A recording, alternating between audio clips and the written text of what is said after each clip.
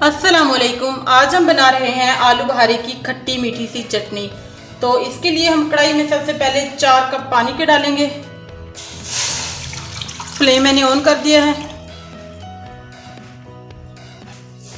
1 पाव मैंने आलू बुखारे लिए हैं, ये हम कढ़ाई में डाल देंगे।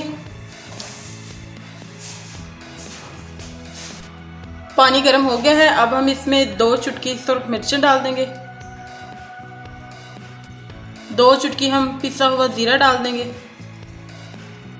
और 1 चुटकी हम काली मिर्च डाल देंगे। 5 मिनट तक हम इसको पकाएंगे मीडियम फ्लेम पे।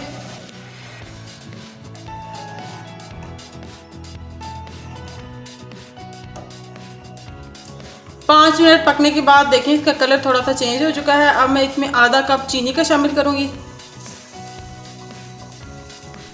इसको हम मज़ीद 10 मिनट तक पकाएंगे।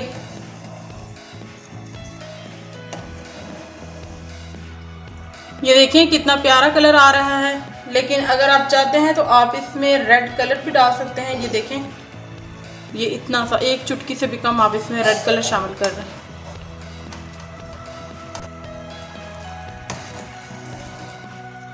इसको हम पकाएंगे मज़ीद 5 मिनट के लिए, जब तक ये गाढ़ा ना हो जाए।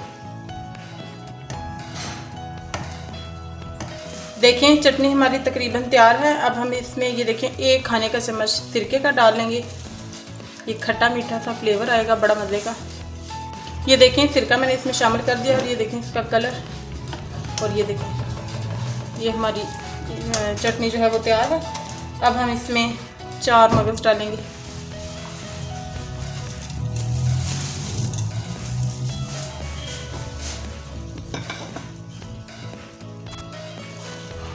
इनको मिक्स कर लेंगे। ये देखें फाइनल लुक इसकी।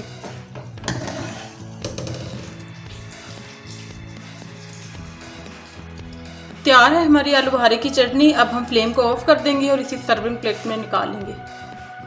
आप चाहें तो इसमें बादाम भी डाल सकते हैं, लेकिन ये इसी तरह ही पसंद है मुझे।